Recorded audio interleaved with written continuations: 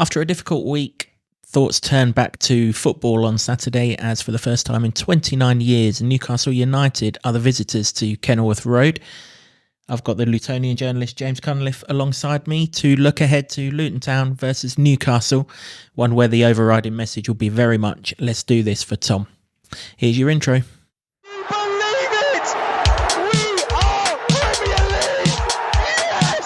love this town. I love this town. I love this town.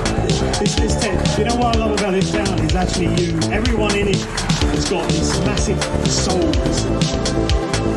We're Luton people, and that's what we care about.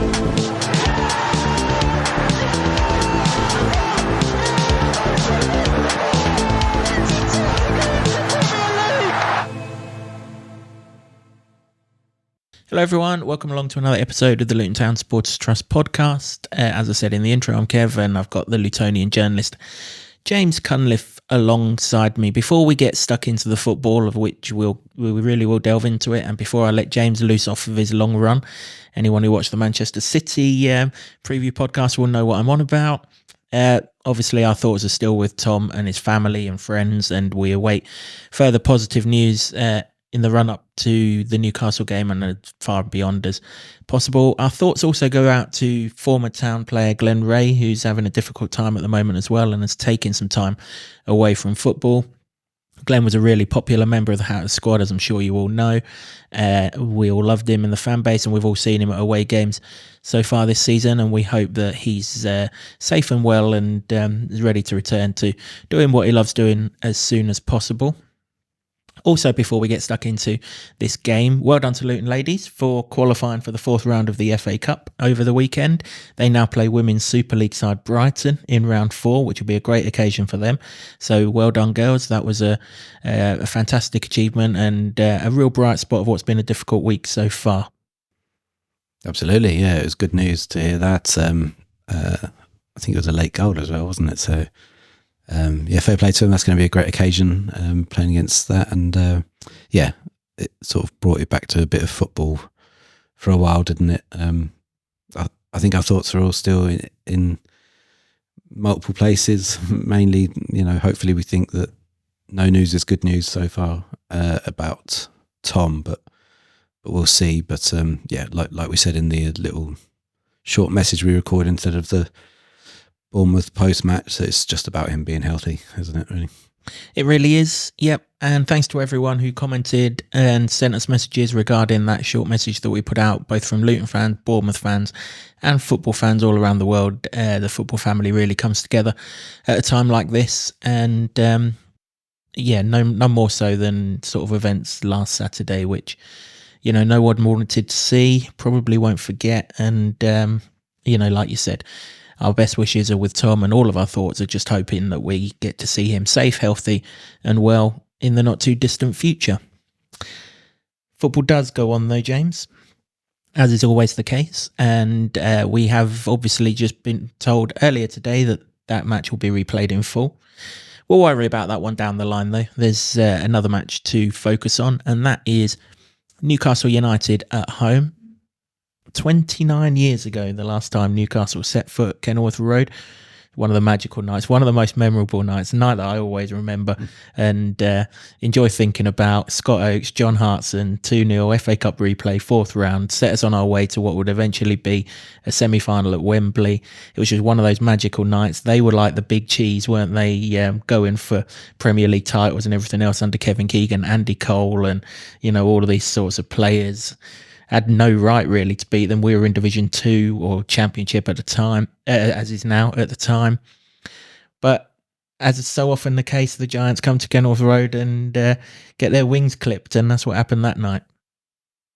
Yeah, I don't remember it play by play. I just more remember it how it made me feel, really, which was, like you say, a team that big at the time. And I think everybody loved that Newcastle team as well, didn't they? So everybody's quite fond of them, but yeah, to beat them in that way, and then what happened afterwards as well to get all the way to the semis was wonderful. So, very good memories. Hopefully more of the same. Absolutely, yeah. You mentioned that everyone loved that Newcastle team. I think it's fair to say that's not the case with the present day. Not so much the team, but the people who own it. Can't have said what I said against Man City and not say similar things to about this one, really. You know, they haven't. The one difference, I suppose, is that they haven't got 115 charges hanging over their head for alleged financial misdemeanors Yet.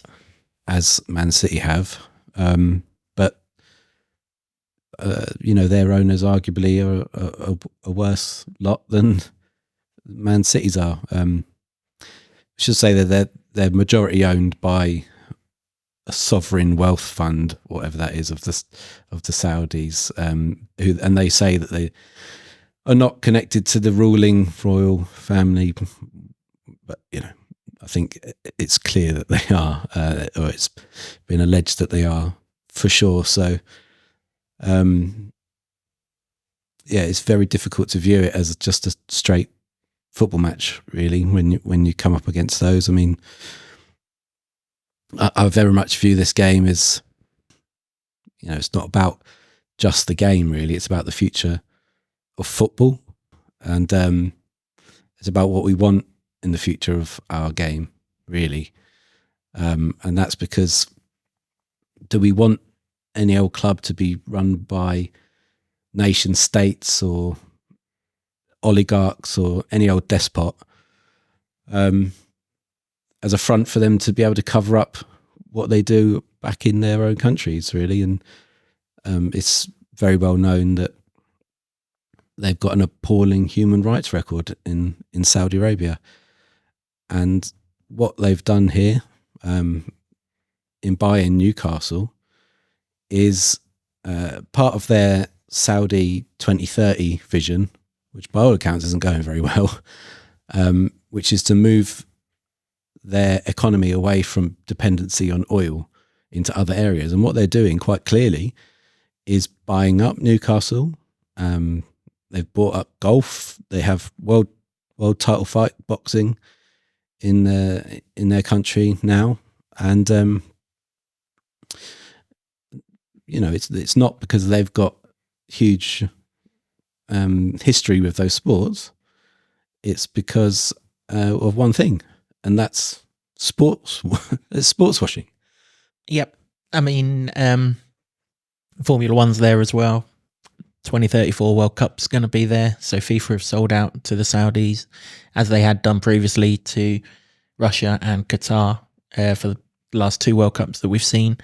Of course, all the messages will be that, you know, they're trying to make a better place and, you know, portray, you know, use sport to portray the wrongs and make things better. But we heard all that with Qatar, didn't we? And there's no evidence that anything's better there. We heard it with Russia previously, and look what's happened there since then. And you know, FIFA have kind of turned their eye on all of that, haven't they? Like you say, it's ironic that Luton are going to be playing Saudi Arabia. Luton are going to be playing Newcastle on Saturday, whilst a heavyweight boxing showdown goes on in that country on Saturday night when Anthony Joshua fights Otto Wallin and a few other heavyweight contenders on the undercard. It's it's not good, really, is it? I mean, you know, you're right, they don't have any charges over them, but they haven't been there 3 years yet. Or, you know, FFP's over 3 years, so who's to say in 3 years' time they won't have that? I mean, they've spent big, haven't they? You know, I mean, they spent 50 odd million quid on the bloke who's banned for gambling. That was a punt that didn't come off, if you will. You know, they brought other big names. I think Alexander Isak cost in the region of 70 million quid. Absolutely, you know, it's fair enough. He's a good player and all of that. But Newcastle weren't able to spend these sorts of funds under Mike Ashley. They'd do well to spend 70 quid, let alone 70 million quid. It's so it is having a big impact, isn't it? You know, they're in the they were in the Champions League. Obviously, they're bombed out of that already. But they were in the Champions League largely over the money that they spent. So, you know, it's clearly having a huge impact on football in this country. And whilst this season's not going as well as previous seasons, Newcastle have become a force because of Saudi ownership. Yeah, and you know, there'll be a significant amount of Newcastle fans that are delighted by that. The promise of shiny things is exactly what is the motivation behind sports washing, because they'll come in and they'll invest in clubs or sports or events, and they'll promise the world and promise titles and promise success, and some people will get carried away by that, and they'll buy into it. But what really is behind it is for them to look better on the world stage, and to distract. The shiny things there are to distract from a poor human rights record, which up until October this year they executed 100 people. Poor rights for women, poor rights for LGBTQ plus. There are no rights for them. It's illegal to be gay in those countries, and you can't escape it by just saying, "Oh, it's just a game of football." I think the good thing is, though, that journalists in this country, they've not fallen for it, have they? They regularly call it out for what it is. Obviously, unfortunately, nobody other than people that are in power of sport have the potential to stop it. The Premier League have pandered to it. There's no stopping it now. As I just mentioned, FIFA have pandered to it. Formula One, you mentioned that they brought golf. They've just brought the Masters champion for the best part of $450 million for a golfer. It's a white thing around a field, 60, 70 odd times a day. I mean, this is the kind of obscene amounts of money that they're spending to cover all of this up. And fair play to everyone who calls it out. And like you say, Newcastle fans, a lot of them, you see it on social media, they don't really care where it comes from. They just want their club to be winning things. It's a little bit short-sighted for my liking. I mean, would I want Luton to be run in that way? No. And I honestly say that, and we said it during the Man City podcast. I wouldn't want Luton to be run any other way than what we are run. So this certainly isn't a jealousy thing. Absolutely not a jealousy thing. I'm more than happy with the way Luton are run, and if that means that we potentially threaten with relegation because of it, then so be it. But the bigger picture is, as we've seen in the last 7 days, there's an awful lot more important things in this world than football, or indeed sport, and to use it as a vehicle to cover up these important things just isn't right, really. Yeah, I'm just not having it, really. I can't. Newcastle will come to Kenilworth Road, not as the club that everybody loved in the 90s when they played great football. They come with a cloud over the head, and that's nothing to do with the players, and it's nothing to do with the manager. But by operating under their ownership and operating the system, they are in a sense a bit complicit in this thing. And I don't really want to have to. I want to talk about football. Don't get me wrong. I know you might think that I'm getting on my high horse and stuff, and there'll be a significant amount of people that complain about that. And even in the comments, because I saw it against Man City, they'll say, "Can you just stick to football and keep the rest out of it?" And I want to. I really want to. But that is what sports washing is. It wants you to ignore it, and it wants you to not talk about it. So I have to. Stick to football. You and Gary Lineker are a kindred spirit, aren't you? He's always getting told to stick to football at the minute. The difference between Newcastle and Man City, to bring it back onto a football sense, is Man City have players and managers that win things regularly. This lot don't. They haven't won a trophy for, I don't even know how long they've won a trophy for, but it's going on 50 years. They've obviously bombed out of Europe already. Tuesday night, they couldn't take penalties to stay in the Carabao Cup. So, from that point of view, they're not really getting all this shiny stuff, are they? They're just getting some fancy players to watch, and that's pretty much it. There's no sign of a trophy. They're no closer to winning a trophy now than they were previously. I know they made the Carabao Cup final last year, but, even so, I think they beat Southampton under Nathan Jones in the semi-final, if I'm right. So it was about the only thing that Nathan did of any use at Southampton as well, wasn't it? So they didn't have a particularly difficult run there. So for all this money that they've spent, I mean, and you start this month and you thought Arsenal, Man City, Newcastle, Chelsea, oh Christ, what a month. You look at this Newcastle side and you're like, what? Why are we fearing? Why should anyone really fear it? Because, yeah, they've got some good players, most of which are injured, but they're not in the realms of the City and the Arsenals of this world. They're not, but at the moment, the amount of money that they've got sloshing around, for instance, £4.9 billion was the amount that since early 2021 that the Saudis have spent. This is according to the Guardian. So good reporting that the Saudis have spent in putting money into sports deals. That's a massive amount of money to you and I and everyone else, but that's pocket change to these people. Well, yeah, absolutely. As I just alluded to, it's a tenth of that went on one golfer. Well, yeah, exactly. So that, just to put that into context, that is equivalent to the GDP of Montenegro and Barbados. Actual countries. So they've spent the amount of money that those countries make, gross domestic product, on this sports washing effort just in the last 2 years. You can see it everywhere. You can see it with the golf that you've mentioned and the Formula One. You can see it in football with the amount of money they spent on tempting players to go over to Saudi Arabia. And they even put up like £259 million. This was Al Hilal to try and buy Kylian Mbappe. Now, thankfully, he saw right and he turned that down. But that club is one of the few clubs in Saudi Arabia, from what I can see from the reports, that actually has a decent attendance at their ground. I mean, you've got Jordan Henderson playing in front of 600 people. They have 28,000 people on average, which is a fairly decent size. But if you want to put the equivalent on it into UK football, it's like Cardiff City being able to afford £250 million for Kylian Mbappe. In no world would that ever happen, but these lot think they're able to do it. So for now, Newcastle haven't won anything, but that's because of maybe injuries this season.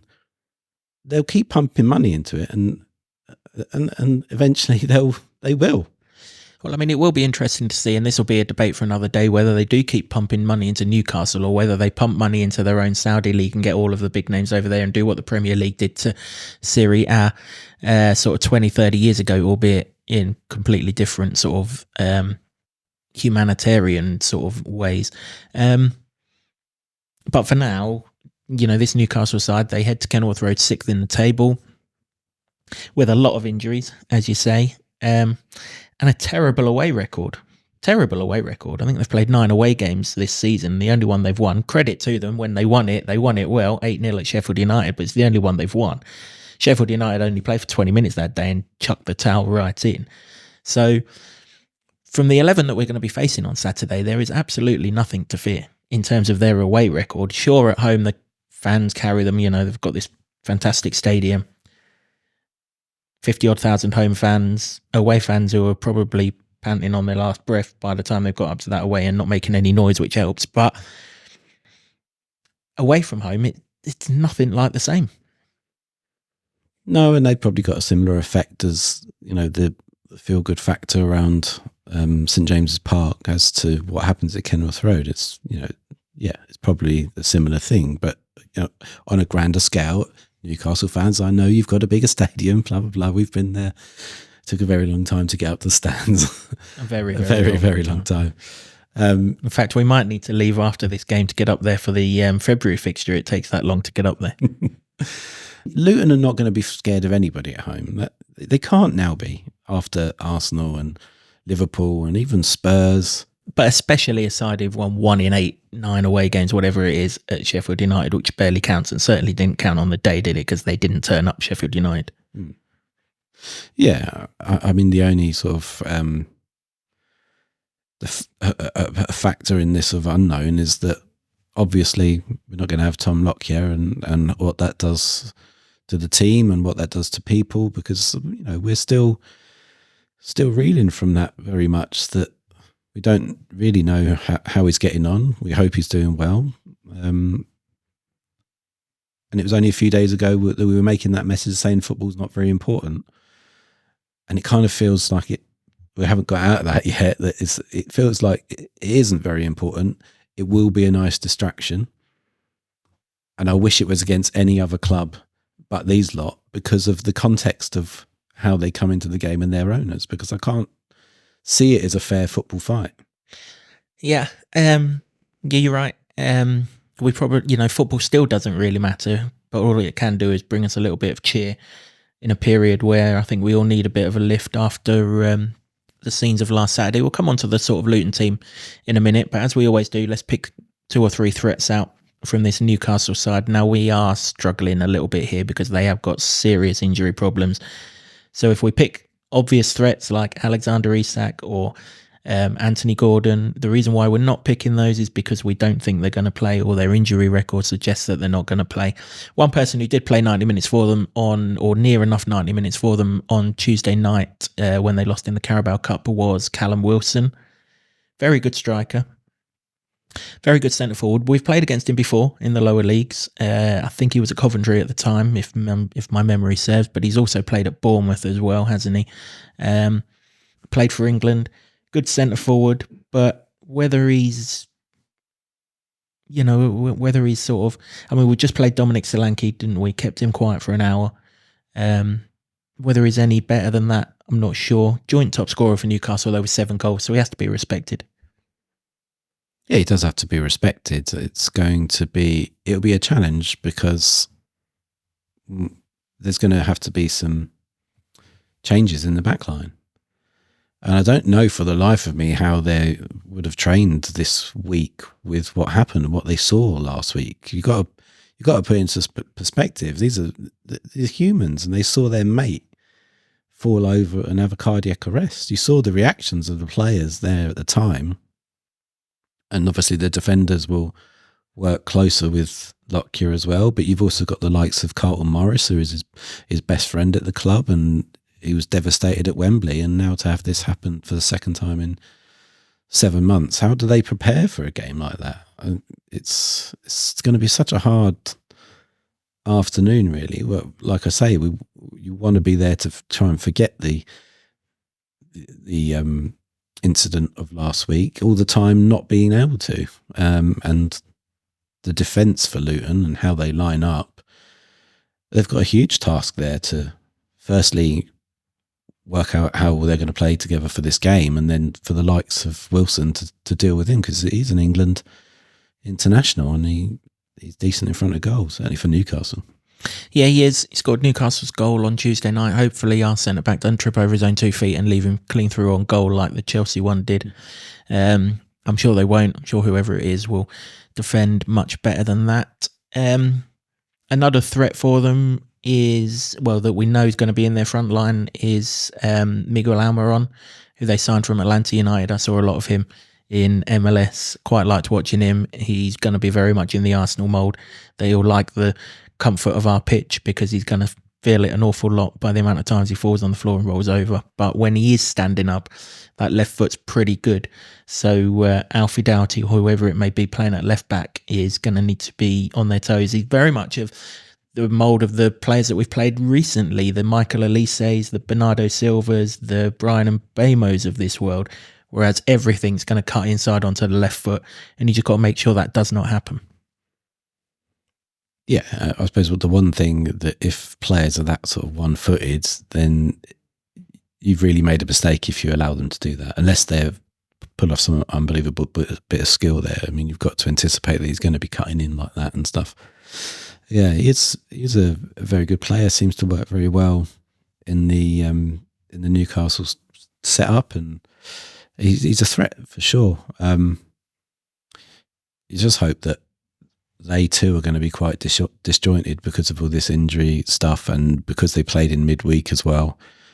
But like all the top players or players in form in the Premier League, if you give them a little sniff, they'll take it, and he always seems like he's one of those players. Yeah, whenever I've seen Newcastle recently, not just on Tuesday night, but pretty much every time I've seen them on television, which is quite a lot because they are on a lot at the minute, they look absolutely shattered. They look out on their feet. These injuries, whilst the players that they've still got playing are good, you can tell they've played far too many games recently, and they're running on gas, and that's something that we've got to take advantage of on Saturday. One player who doesn't look good at the minute, though, who actually, if you look through all of the statistics, he is high up on everything, is Kieran Trippier, obviously England right back, Newcastle captain, first signing under Eddie Howe, I think, certainly the first marquee one under Eddie Howe. Brilliant in the first sort of 2/3 of what we've seen of this season. But recently, I mean, tripped over his own feet twice against Everton recently. Cheers, Kieran. Really appreciate that. Let them in for 2 goals. Messed up completely on Tuesday night for the goal that Chelsea equalised with. I don't know what he was doing with his penalty, but the goal was one way and the ball went completely the opposite way. And he looks like a man whose head is all over the place at the minute. Now, he hasn't necessarily got tiredness on his side because he missed the game against Fulham last week because he was suspended for 5 yellow cards. So he doesn't seem to be in a great place right now. So whilst he's a threat attacking, and, you know, he's got the most assists in the league along with Neto and someone else. And I think he's second in touches of the ball this season. And generally, he's a good attacking threat for Newcastle. The other way, he looks like he's someone that we can seriously get after. And Luton Town like getting after right backs. They do. A lot of it comes down the left side for Luton. That's if Chio is firing as well. Obviously, he'll fancy it against anyone in the league, but you've got to take advantage if players aren't feeling very confident and not in a good spell at that time. And if that's Kieran Trippier or it doesn't matter really who it is, but if he's one, then you could probably imagine that would be a target. Certainly at home, the way Luton have played down that side has been really exciting. And if we can get back to that. I know Chio came on at the weekend and stuff, but I'm not sure we've seen him in full flight for a couple of weeks now, or certainly since the international break. And he had that one game where he sat out of the squad, and then he came back in, but Edwards was saying he's not 100% yet, and you know, what sort of factor does that have really on his ability to do that? But I'd want him against anyone in that position, and hopefully Kieran Trippier does what you said and trips over more boots, laces, whatever. That would be very nice. Yeah, I mean, you know, as I say, twice against Everton on. The other night as well, and he didn't exactly cover himself in glory against AC Milan last week when they went out of the Champions League, albeit AC Milan, standout European side, probably unfair to necessarily criticise him in that sort of game. Does it have to be Chio though? Jacob Brown's in decent form. He's more than capable of roasting a few right backs in this league as well, and you know, you got Alfie going down that side as well, so no reason why we can't get attacking down there. I know most of our play on Saturday prior to the incident that we all can't get out of our minds came down our right hand side. I think a lot of that was because their left back was, well, he didn't fancy defending very much. Let's just put it that way. But we usually do attack down the left hand side, don't we? So you would think it's definitely in the sort of works, whether it's Chio, whether it's Jacob Brown, whoever it may be down that left hand side. That's the route to attack. That's not to say that whoever plays left back for them, be it Livramento, Lewis Hall, or whoever, is bulletproof. But I would imagine we'll send most of the traffic down the left-hand side. Well, if you get the Jacob Brown that played so well against Man City, then sure, yeah. I mean, he's played well a lot of the times, really, and not got the rewards. But I thought that was his best game, really. If he plays like that, yeah, it's just if he can, really. I mean. Again, you're just sort of thinking, have they all 100% got their minds on it, really? I know you could not blame them at all, one single bit, if they didn't. No, if anyone's not feeling right to play on Saturday, then that's absolutely fine. As we've said, football is kind of irrelevant, really. We all want to play. We all hope that we win. We all hope that we'll do it for Tom. But more importantly, the people who go on the pitch have got to be of the right frame of mind to do so. And if they're not, they're human beings, and that's absolutely fine. Yep. Let's be Rob Edwards for a minute then. Obviously, we're recording this before Rob's pre-match press conference, as we always do. He is going to have to make a change. So who do you go with in the middle of that back three? Probably high up on the list would be Gabe Osho or Mads Anderson, both of whom were on the bench on Saturday. Thankfully, the game got abandoned before we found out who was going to replace Tom Lockyer. That was absolutely the right thing to do. Who do you think it will be? Well, Mads is still coming back from injury, isn't he? And he's not really played a proper spell in the game. He played that under 21 game, didn't he? I think he played an hour in that game, so he's got some minutes in his legs, but whether that's enough to go straight into a Premier League game against a top-class centre-forward, who knows? Yeah, not for me in this game. I think Mads Anderson's clearly now got a massive role to play in the remainder of the season, because we don't expect to see Tom at all this season. I think it would be a miracle, and maybe ever again. Who knows? But we'll cross that bridge when we come to it. But for this season, yeah, Mads is going to have a massive role to play for sure. But not for this game. I would go with Gabe. Yeah, I think that's fair enough, isn't it? I don't think we're unveiling any secrets regarding Tom. I mean, if you just look back to the parallels with Christian Eriksen, it was 9 or 10 months before he was back on a football field, and obviously there's only 6 months left of this season as it stands. I agree. I think Mads has got a large role to play. Probably going to have to play some of it this week. 3 games in 7 days, it's going to take its toll. I don't think all 11 players are going to play all 270 plus minutes. So, whether he's coming off the bench or whether he's starting certain games, Mads is going to have a role to play. But I think Osho's the one in the middle there. Not just because he's been playing more recently, but also because Callum Wilson's got pace, and that's what Mads hasn't got. And Osho could probably go toe to toe with him. Or if they put Mengi inside and Osho on the outside of him, whichever way they do it, we'd have some pace in there, wouldn't we? The other one that we're missing is we're still missing Marv. Obviously, we thought he served his suspension on Saturday. That now hasn't come to light. He's going to serve his suspension on Saturday against Newcastle. But we're okay with Barkley and Lokonga in the centre of that midfield? Absolutely. After that first half performance against Bournemouth, yeah. I was comfortable with it anyway when we knew Marv was not going to be playing that game. He does look good, Lokonga. Yeah, he does. He looks good. He does look class. I really like the look of him. I've not seen enough of him, obviously. I don't think anyone has, but what we have seen, we really like. And it's good to have him back, and he's going to be very much needed. And when the 3 of them back, it's going to be a fantastic prospect. And that'll be the next game, obviously. But for now, well happy with that. Yeah, me too. I was watching Lokonga quite closely on Saturday because is he as good as he was? Because we loved him in them first 2 games. Is he as good as he was? Oh yeah, he's good. He still glides around the pitch.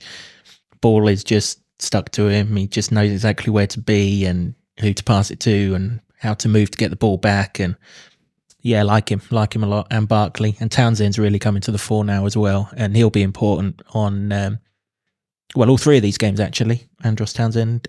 So yeah, that's all looking really, really good. Eli up front still.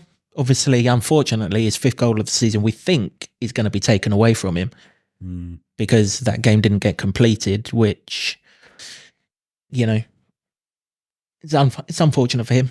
I think there was a stat doing the rounds, wasn't it, that he was the first Luton Town striker to score in 3 successive top-flight games since the great Mick Harford, which is a fantastic accolade. So basically, Eli, you just got to score on Saturday and get that statistic back again. Yeah, I mean, it's a shame for him on a personal level. Obviously, what's happened, he won't care about it. No, he won't care about it in that sense. But he got the goal, and we knew going into that game that if he scored, he'd be the first player since Mick Harford in 1992, back into that last season in the top flight, to score in 3 consecutive top flight games. It was a great achievement, and he did it. I was talking about it with people just before the game, and then he did it very quickly. So it was a great record for him to have. It probably will get expunged, I would imagine, but he's just got to do it again, hasn't he? Well, if Bournemouth had hideous shirts on of a weird fluorescent colour, it would have pretty much an instant replay of the Arsenal goal, wasn't it? Brilliant corner from Doughty. Goalkeeper, I don't know where he's going, but he certainly ain't going anywhere near the ball. And Eli's like, well, if you don't want it, I'll nod it back. I'll nod it in for this one as well. And 3 minutes in, and yeah, it was all going so well. And obviously, it all became so irrelevant so quickly after, and we hope that that's definitely not the case going forward. But yeah, Eli is going to be a real threat, isn't he? They've got defensive injuries. Fabian Schär, however you pronounce his surname, went down with a hamstring injury in the Fulham game, and he went pop completely, so that's not going to be fixed in 7 days. Joe Linton went down with a hamstring, but didn't seem to be quite as bad. So he might play in the middle of the park, but Schär definitely won't. So they're going to have sort of makeshift centre-halves, and that should be right up Eli's street. Yeah, they've got, is Dan Burn still He was on the fit? bench last Saturday, but he didn't play on Tuesday night, so where he is in the grand scheme of things, not sure. But yeah, because I would imagine if he plays, it would be quite an old-fashioned ding-dong between the two of them, which I'd love to see, to be honest. But, the form he's in at the moment, I think you've just got to play him and let him do what he does. I mean, he doesn't know what he's going to do. We don't know what he's going to do. Sure as hell, defenders don't know what he's going to do. It makes it very exciting. And at the moment, it's in just an incredible purple patch. So I hope he plays. I hope he gets the goal that should have given that record to match with Mick, who is sort of like a mentor to him anyway, and obviously played a significant part in that recruitment of him from Walsall. Only 2 years ago, isn't it? 2.5 years ago. Remarkable, really, what he's done at the club since then. But I think, like I said in the last podcast, the strength and the options that we've got up top, none of them worry me. You put any of them up there and you'd be quite happy with it. But at the moment, he's on shining form. yeah, he really is, and long may that continue.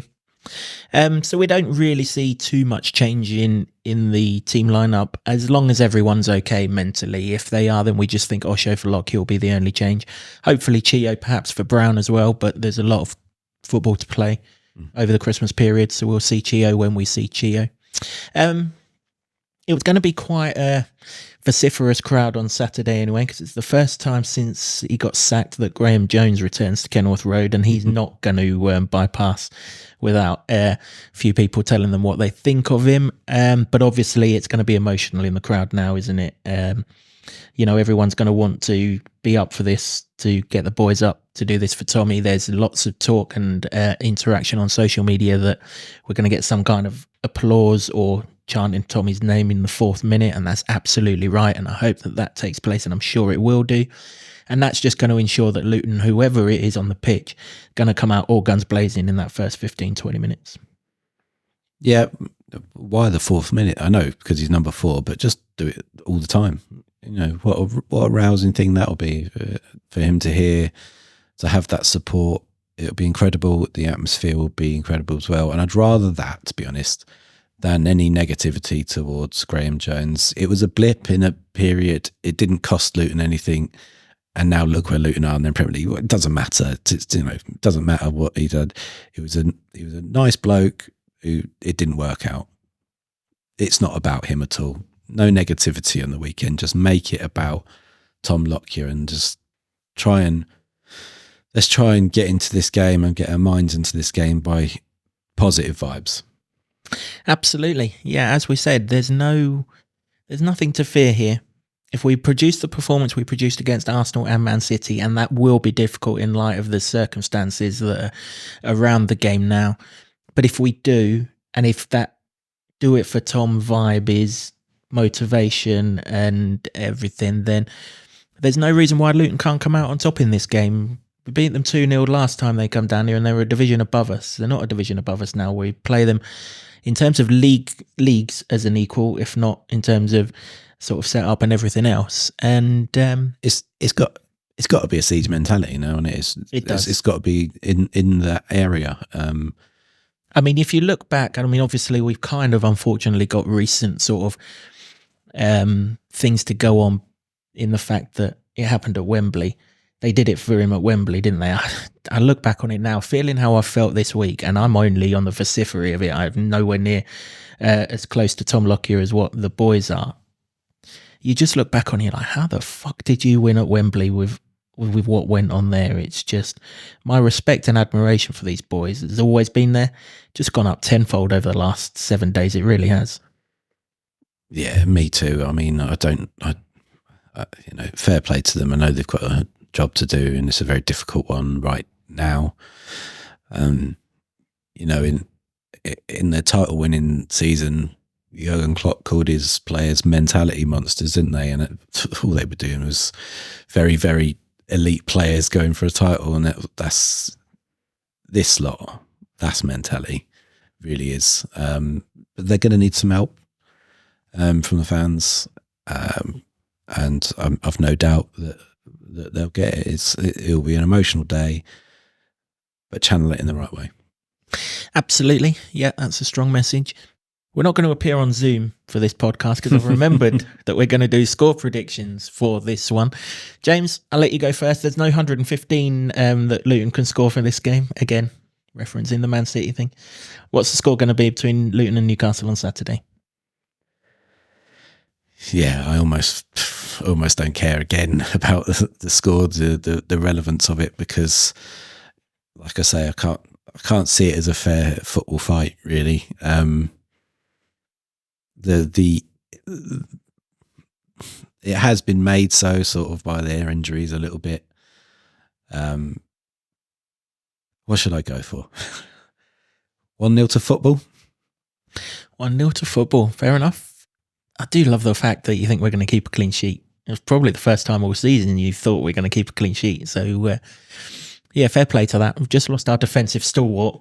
Haven't kept a clean sheet all season. But, if ever there's a time for it to happen, here it is. It was a metaphorical, mystical scoreline. That 1-0 to football, meaning the only silver lining on this would be if Luton win the game, because you've got a club, for me, run by fans, for the fans, running the right way, against a club 100% not running the right way. It shouldn't be allowed. And if you'd seen our deep dive when we did on the independent football regulator, we went into stuff like this. And also, if you've seen the David Wilkinson podcast, go back and listen to that. That's somebody who's part of the ownership team of Luton. That's a proper owner. If you've seen those things, there's no way I don't think you can get around that. As well as independent financial football regulator, what also needs to come into football clauses and ownership models, and I don't know if it ever will, but we have to dream, is I think that they should have a human rights clause, which would mean that ownership models like Newcastle, Man City, Paris Saint-Germain can't happen, because they will not be able to prove otherwise. Or if they really want it that bad, then they have to change their ways and they have to prove it otherwise. And that can only be a good thing for the citizens of those countries who have to face public floggings and beheadings and, discrimination and calling gay people illegal and locking them up and killing them. And sometimes killing dissidents for as little as a tweet, Yeah.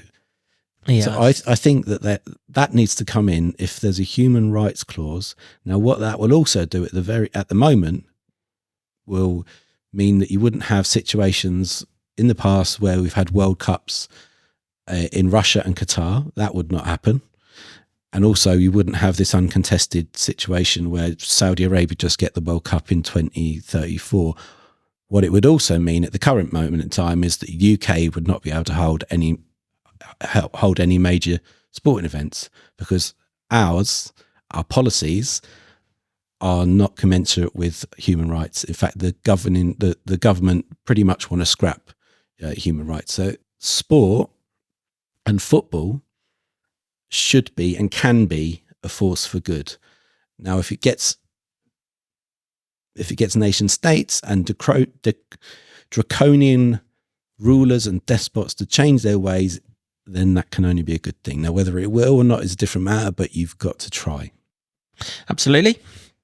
Yep, there's nothing gained by not trying. And as we alluded to earlier, nothing really has happened with Russia and Qatar. Football on Saturday, Luton win it 3-1. They do. They win it 3-1. Everyone's up for it to do it for Tom.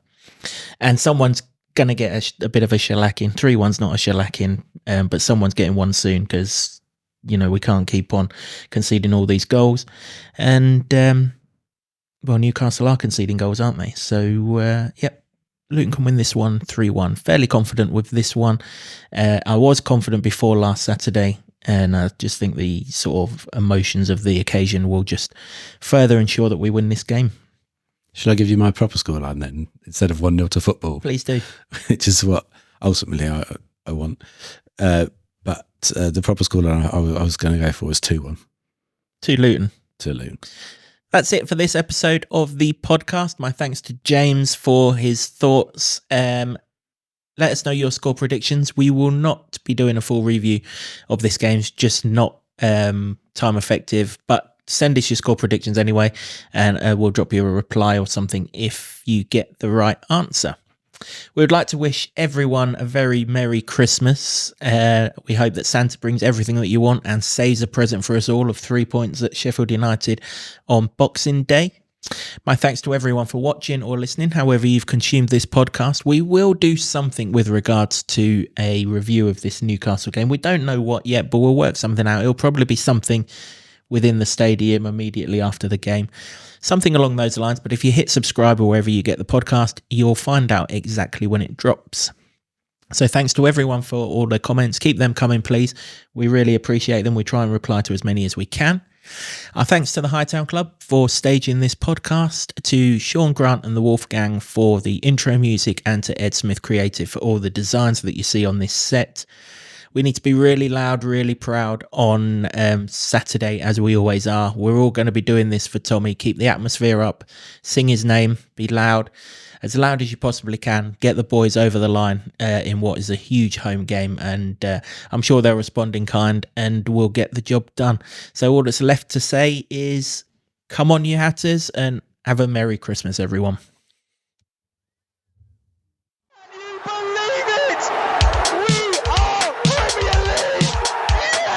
I love this town. I love this town. I love this town. You know what I love about this town is actually you. Everyone in it has got these massive souls. We're Luton people, and that's what we care about.